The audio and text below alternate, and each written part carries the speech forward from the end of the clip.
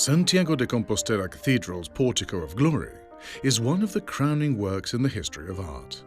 A monumental environment with the mission of uplifting the spirit through the medium of our senses, transporting it from this world down below to the glory at the end of days. Designed by Maestro Matteo and consecrated on the 1st of April 1188, it recreates a holistic and moving vision of the story of redemption expressed in architecture, sculpture and paint. Starting with the Old Testament period, portrayed on the left-hand arc, it proceeds to the era that began with the birth and passion of Jesus Christ, depicted on the right-hand arc, before culminating in the second coming of Christ on the central tympanum, where the resurrection of the dead and the Last Judgment usher in God's eternal kingdom. The sculpted figure of St. James the Apostle, one of the great artistic masterpieces of its day, occupies a privileged position. The saint receives visitors entering his house seated on a bishop's throne, his left hand resting on a toe-shaped cross that tops the crosier of the archbishops of Santiago de Compostela, and his right holding a scroll bearing the message "Misit me Dominus," the Lord has sent me, in reference to his work as an evangelist in Spain. In common with other landmark monuments that form part of our universal heritage, the Pórtico of Glory is in a critical state of conservation, affected by a well-advanced and clearly accelerating process of deterioration that requires urgent action. One of the consequences of this process is the almost total loss of the polychrome that once decorated the sculpted reliefs. On the right-hand pillar, we can see the apostles that were closest to Jesus: St. Peter with his keys, St. Paul holding an open book, and St. James himself, turning his head slightly towards his brother St. John, as if starting up a conversation. This side of the portico reveals the worst decay as a result of rainwater filtering down from the rooftops over the years, which has had a serious effect on the stonework. Most of the carvings have been made in granite, a stone that is porous and therefore sensitive to the action of water. The thick layer of dust that has built up over the years contains compounds that, when combined with damp, cause the stone to crumble and the layers of paint to peel, a process that can clearly be seen on the faces of St. Peter and St. Paul.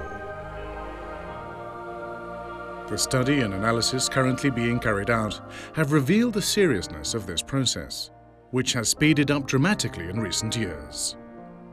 In this short period of time between 1992 and 2009 alone, the polychrome of St. Peter's face has undergone a profound deterioration, bearing eloquent witness to the urgent need to preserve our heritage.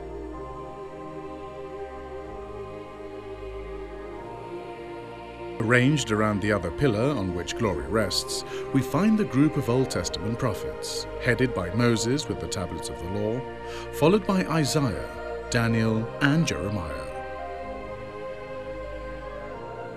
A point to note is the intensity of emotion expressed by figures such as that of Isaiah, and the important role played in this respect by polychrome, remains of which can still be seen on his face. Next to Isaiah, there stands the famous figure of Daniel, with his emblematic smile. This carving, recently freed from a thick layer of dust that obscured it, has captivated generations of visitors who have come to see the portico.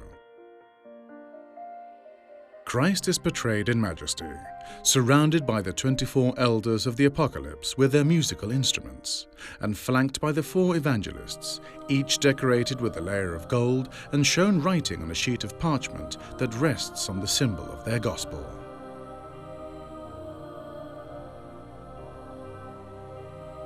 Dampness and the passing of time have led new wounds to appear around those originally carved on the figure of Christ.